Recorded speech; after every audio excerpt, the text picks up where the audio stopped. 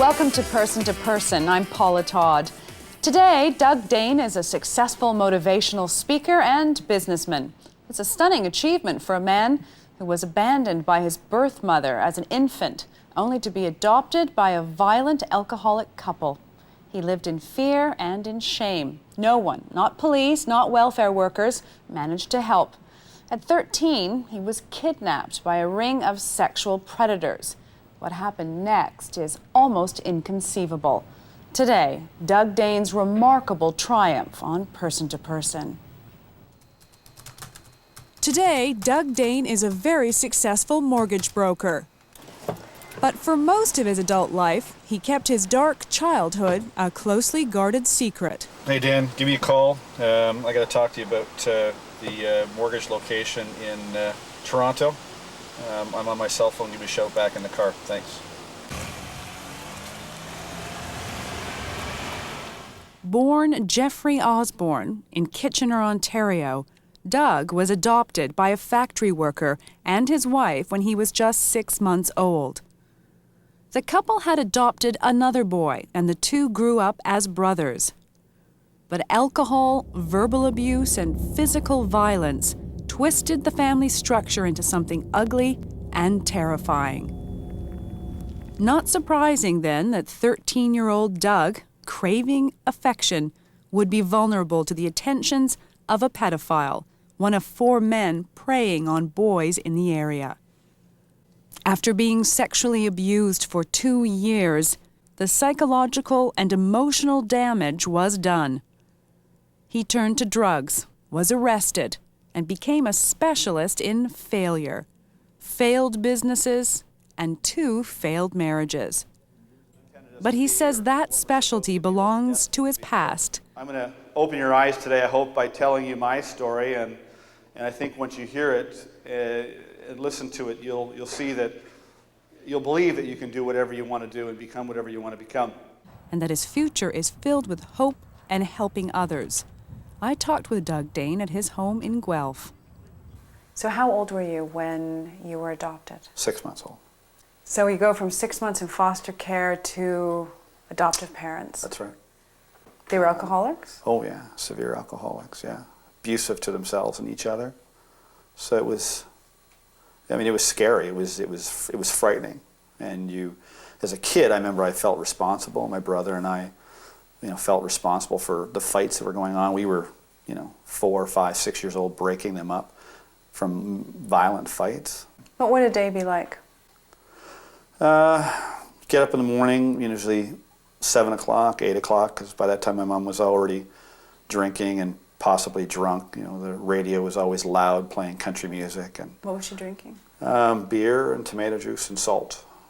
Mixed together? Yeah, that was her little concoction. How early did she start that? Usually when she woke up, 7 o'clock, 8 o'clock in the morning. And then we would get ready for school. We weren't allowed to stay at school for lunch. We had to come home. We were probably a 5-minute walk from the school. I stayed one time. I remember I stayed at school one time for lunch, and she came onto the property and drunk and dragged me home. Oh, gosh. So we go home for lunch, and we always have these crazy chores to do. One time I had to, over the course of a week, paint our living room because of beer and blood stains all on the wall, and that was our fault. From them fighting? From them fighting, yeah. Polishing silverware to the normal chore was rolling cigarettes. She had a little production line for us, and she'd rant and rave if we'd slow down. And then we'd stay out. Maybe we had sports like a soccer game or a baseball game that we played, or hockey in the winter, and then come home and try to get in the house and down to my dad's bedroom. Your dad's bedroom? Yeah, we lived in my dad's bedroom most of the times. There was a lock on his door. My mom's bedroom was in the living room. Why did your father have a lock on his bedroom door? Because she'd come trying to start fights. So she was physically aggressive? Oh yeah, absolutely, yeah. It wasn't just, my dad abused my mom for the first few years of my life, but then he quit drinking and that stopped, and it was some sort of role reversal. My mom was actually beating my dad. He had arthritis and he wasn't really strong, and so she was quite aggressive. So she would come in and she would punch him and kick him? They'd start fights, or if the door was locked, be pounding on the door to get in. We were 6 and 7 years old, and And then she'd pass out drunk, and then we'd go to bed and get back up in the morning and start all over again. That was a typical day. I'm afraid to ask you what a bad day was. Oh, well, the bad day was if we got hurt. If we got hit or... Who would hurt you? My mom. What would she do? She had a strap with a belt buckle. There's a story that my mom and aunt liked to tell and laughed about right up until my mom died, of how one time when I was about 2 years old, my aunt came over for a visit, and I guess I was in my bedroom, in my crib, and they heard me running around. I was a pretty lively baby. And I was doing laps of my crib yelling, strap, strap, strap, strap, strap, strap. And they thought that was funny, and so did I, until over this past year, I've learned that, it was an abusive situation. And I was, at 2 years old, I knew... Going insane. Yeah, maybe, Yes. maybe, going insane. I knew that, I knew what a strap meant at 2. And Why did these two people adopt two little boys? they wanted to be parents, and that was the only way to be able to do it, because my mom couldn't have children. But they weren't. They weren't, no. They They weren't were parents. They were children trying to raise children. They were children hurting other children. Yeah, absolutely. And it was no secret. I mean, it was no secret that they were drunks. It was no secret that they were fighting and that my dad was abusive. I mean, friends knew, family knew. So nobody bothered to tell the Children's Aid Society or the adoption agency that this wasn't a good home to leave babies at? I don't know. I mean, the information on my adoption file is pretty thin, and the interviews, they were interviewed, I can't remember how many times, 3 or 4 times over some sort of period of time. But yeah, I don't. The note in my file says all references were positive, and I say prove it. Tell me who you checked with, because I don't know where you would have got that from. I mean, my parents, their parents were alcoholics, so there's lots of proof there that it was a problem. Did you ever fight back against your mom? Not on the offensive, just on the defensive. I threw her out of the house, but not until that point. It was the one time that I took offensive action to. And what to happened react. that one time? I came home from school, and my dad had been renovating the basement. I think he was just trying to build us a bigger, safer place. Another lock. Bigger lock. Yeah, another lock on the door. Yeah, and I came home, and she was downstairs in the basement, drunk, and she was starting to swing at my dad. And by this time, with his arthritis, he didn't move very well. And I think I just snapped. I saw her trying to steal this safe place, and so I went up behind her, and I put her in a full Nelson, and I carried her up the side stairs, and I threw her out into the driveway. Lock the door? Locked the door. She called the police, and the police showed up, and like usual, whenever the police did, which was a pretty regular thing, the neighbors, of course, were all standing around like with a fire, right? Right. This is the entertainment for the Weichel Street gang. The Danes are at it again? Yeah, the Danes are at it again. And I remember the police tucking her into the police car, and she broke free, and she pointed to me, and she said, "That son of a bitch tried to murder me." And then she was gone. Where'd she go? She lived downtown at the Y, moved around from place to place. We saw her maybe twice a year on Christmas and her birthday. So she left? Yeah. Yeah, when I kicked her out, she never came back, other than to move her stuff out. So you lost your birth mom. Mm-hmm. You lost your adoptive mom. Mm-hmm. 3 moms. I lost my birth mom, I lost my foster care mother, and I lost my adoptive mom. Yeah. How does a person survive that? For me, I think it was instincts. I think I had I knew I was in the wrong place. I mean, I knew I didn't belong in that family. And in terms of dads, Mm-hmm. you still don't know who your birth dad is. You don't No. know who your real father is. No. How about your adoptive dad? Was he a dad? Yeah, I mean, to the degree that he protected us. But he was a shell of a man. I mean, he was this weak, broken war veteran that had no emotional connection whatsoever to, you know, himself, his wife, or his kids. I mean, he abused my mom, you know, for a number of years very early on. You know, shotguns, running around the house with a shotgun, threatening to kill her. My mom had 3 nervous breakdowns from the abuse. So you're vulnerable, you're scared, you're threatened, you're probably hungry, really, in so many ways, hungry for love. Mm-hmm. And I guess that leaves you open to the possibility that other people can abuse you. Mm-hmm. Who stepped up to the plate first? In terms of people that abused me? Well, when I was about 13 years old, we used to hang out at a Radio Shack, and this manager was quite nice to us, and you know, he'd give my friend stereo parts and speaker parts, and you know, kept us coming back and you know, building our trust up, and finally invited us to a party at his house one night. Said there was going to be like 100 people and good-looking girls and beer, and we were 13-year-old troublemakers. So that's How old was he? the guy that abused us at the time. He was 26, I think, 26 or 27. Twice your age. Twice my age, yeah. So anyway, he invites us to this party, and he was living with his, I think his wife or girlfriend at the time. We arrived, there was nobody there except for him, and he suggested that we have sex with him. Did you know what sex was at that point? No, I don't think so. I mean, I think I'd kissed a girl, and but no, I didn't have a direct experience as to what sex was.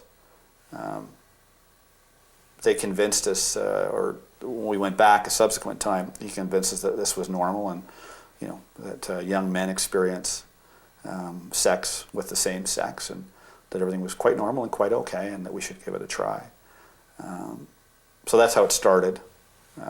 Ultimately, there was another man that actually was probably the one that abused me the most. I was abused a couple times by this guy from the Radio Shack, and he was friends with a guy that was involved in the Boy Scouts, a volunteer leader, and he was friends with a Boy Scout leader, and then there was another gentleman that was in the music business. I think he did music production or something. So all 4 of these men knew each other, and they had this little ring, and they would trade us off. And so I was abused by all 4 of them, but the one volunteer scout leader was the primary person that abused me. And, What did you think while it was happening? I mean, how you were 13 and 14 years old? I was ashamed because it didn't feel quite right, but it felt good physically. So I was interested from that perspective as an adolescent. But when it was over and you went home, that's when the sort of the shame and the guilt kicked in, because I just I felt lousy about myself, felt dirty and ugly. And How far were they taking it? Were they just fondling you? oh no, I mean everything. There was 97 counts against these guys when they were ultimately charged and convicted, and I mean buggery, sexual assault, indecent assault. They took photographs of us. What's the worst thing that happened to you at the hands of this ring of pedophiles? Buggery, anal sex. Yeah, it hurt. Yeah, that felt very violent and very wrong. I didn't really think of the joy of sex about that. So, and that happened regularly. I mean, I tried to avoid it as much as I could, but they try to manipulate you into doing it. If you don't, I'm going to tell your parents, or I'm going to tell your friends, or I'm going to tell your teachers. So now you're in a catch-22. You don't want to do it, but if you don't do it, something worse is going to happen. Right. Yeah. Did you ever wonder about your own sexuality, given that it was men doing this to you, but you had already kissed a girl? Did you become confused about, am I gay, am I straight, what does this mean? Or did that even enter into the picture at that point? No, I thought it was just, I didn't think it was gay. I just thought it was part of my adolescence and growing up. I think, or emotionally in my head, I think I certainly had, how would I describe it? Not violent, but aggressive thoughts towards women. I certainly didn't develop a very good respect towards women physically. I mean, I never hit a girl or anything like that, but, I'd have these, what I call dirty thoughts, or sort of deviant thoughts as a kid, Like what? Just, I'd see a good-looking girl, and I go, I want to, screw her, or, Well, lots of guys think that, though. Well, no, but in my head, to Yes. me, it was like, you know, I had this little look in my face. It was like In a vicious way. in a vicious way, yeah, not in a loving, Yeah. gentle way, or in just a sexual way. It was more vicious. Was there a time during your involvement with the ring of pedophiles that you were kidnapped? Yeah, that's sort of how things ended over the 2 years. They meaning another friend of this guy that abused me that I had not met before, got introduced into the picture. And they came over on I think it was a Sunday night, and said, look, we're going to take you to Disney World for a week. And we have a $5,000 bond we're going to cash tomorrow morning at the bank, and then we're going to go to Disney World. So my friend and I wrote our runaway notes, snuck out our bedroom windows, and stayed out all night. And then these guys met us at school, and it turned out just the one guy was coming, the guy that abused me, and got in his car, and away we went. And it wasn't until we were probably well past Toronto, I think, that he said, we have $100 and we're going to Halifax. And we were there about a week or so, and then we had heard on the radio that the police were looking for me. My name was on the radio, and we'd heard it. And so we thought that we better get back. And So you hear your name on the radio, you all, your friend and the man, Yeah. get back in the car and drive back. That's right. Same way, 24 hours, beer or wieners and white bread on the way home. What happens next? I get home, and I think it was a Sunday night again. By the time we got home, and there was no conversation from my dad about what I did or what had happened, why I ran away. I don't think my dad either cared or had the capability to deal with the situation. I mean, again, he wasn't a parent, so. And then a few weeks later, the police show up at my door, unannounced, and say they want to talk to me. So we go down into my basement alone, and these two, what I thought were giants at the time, they were big, tall men in long raincoats, and they said they were detectives, and they started asking me questions about these men and if I knew other boys. Did they know? I mean, did you tell the police that you'd been having sex with these men? Yeah, oh yeah. I mean, I told them as much. I didn't tell them the whole story. Yeah. Because you're caught. I was obviously, I was afraid, I was ashamed, and felt, pretty ugly and dirty. And so I told them what I needed to tell them to get them out. Did the police offer you any help, though, once they've discovered what had happened to you?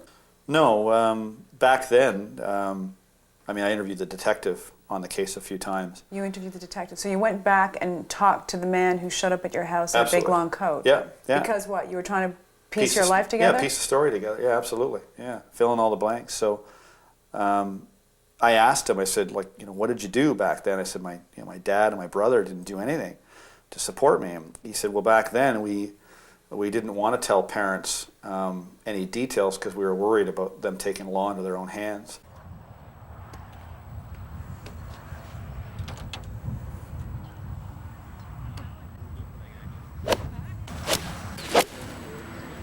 I want to talk a little bit about how you tried to cope with the abuse, the sexual abuse, among other things that you suffered as a teenager. Can you rebuild your life at that point, or now do you just, strike out? Do you abuse yourself? Oh yeah, I think that is when the darkness really began. I started to do drugs, of course. Started with marijuana initially, and did every drug possible with the exception, I think, of heroin. It was many years later, but I just quit one day and said, I can't handle the paranoia of being stoned because it only makes me feel even worse and more ashamed and more self-conscious and second-guessing myself. But it was a good 12-year period of stoned and drunk every day. Did you go to school? Yeah, I tried school a few times. I quit high school 3 times. So I have about a grade 9.5 education, I suppose. If you had to describe how being abused as a young boy impacted you as an adult, what would you say? I've lived my life with a lot of shame. I second-guessed everything. And that carried on right up until 9, 10 months ago, where everything I did, I second guessed on a personal level, you know, in friendships and relationships. In business, I mean, I've always been very successful in business for the most part, because there was never, you know, any emotion attached to it. But yeah, shame, second guessing. You know, I call them nasty blathering voices. That little person that, you know, that talks to me and questions, you know, and analyzes over and over and over. You know, I don't deserve to be a father. You know, this marriage will never last. My wife will, you know, would never love me for her whole life. I mean, that's why my marriage has ended. Within a year, those voices came back and said, you don't deserve to be married. She's not going to love you. She doesn't love you. This is not going to last. You can't be a father. So what happened? Because you were married twice and divorced twice, but what happened? Your self-esteem was undermined, and how did that affect the relationship? Well, I don't think I ever really had an intimate connection. The closer I got to my wives in the relationships, the more uncomfortable I became with sex. I didn't want to, you know, initiate it. And then because I wasn't initiating it, they thought maybe it was about them, and they stopped initiating it. Then I felt like, what's wrong with me? Why? But I don't get that. The closer you got, usually when people get closer, they feel more intimate. They're more likely to initiate sex. Yeah, what was happening? Do you know? Yeah, I think as I got closer to my wives, I think the risk was coming that they would find out who I really was. You know, sexually abused. Oh, they didn't know? Oh, no. You hadn't told? No. I told my second wife near the very end of our marriage when it was really in rough shape. When did you decide that the Doug the Doug who'd been abused and doing drugs and running through girlfriends and wives, was going to stop, and that you were going to change things?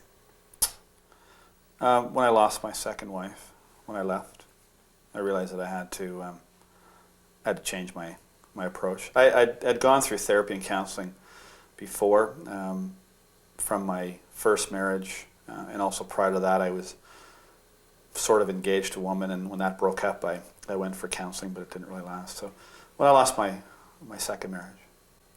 So you've got a girlfriend now? Mm-hmm. When did you tell her? About a year and a half ago, I started to tell her just that I was sexually abused, and didn't really tell her in much detail, and she started to cry, and she got mad that those people did that to me, and that was the first time I realized that, you know, it's wrong. Yeah. It was wrong. It wasn't my fault. So she gave me a little gift. And that's okay to be mad. Yeah, absolutely. Yeah, it's okay to be mad for a period of time. Staying mad and staying stuck is not a good solution. But yeah, she helped me to realize that I had to do something about this. Typically, when you're in an abusive situation or you're living in an abusive environment, it happens. It comes from somewhere. It's cyclical. It's generational, and somebody's got to put their hand up and stop it from happening. What is it about telling that heals? Well, you realize that what happened to you is pretty normal, meaning it's happened to lots of people. We all have stories. We all have difficult times that we've been through. And when you tell your story, all of a sudden that normalcy comes into play, because people go, yeah, I know what you mean. I was there, or this happened to me. And that second guessing starts to disappear. And the shame falls away. I've interviewed friends and family. I've got my high school records. I've got photos. I've rebuilt my life. And then I looked at that whole picture, and I threw away the stuff that I didn't want, and I kept the stuff that I did. What was the good stuff about Doug growing up that's still with you? Fun, spirited, happy, a little bit of a joker. I saw that. Is that where the Harley Davidson comes in? Yeah, well, no, the Harley Davidson's there for lots of reasons. Like what? Well, it's a toy. It's a little demonstration of success for me, accomplishment. It's an escape for me. It's like movies. It's a place where I can go. And Freedom. freedom, yeah, freedom and peace, yeah.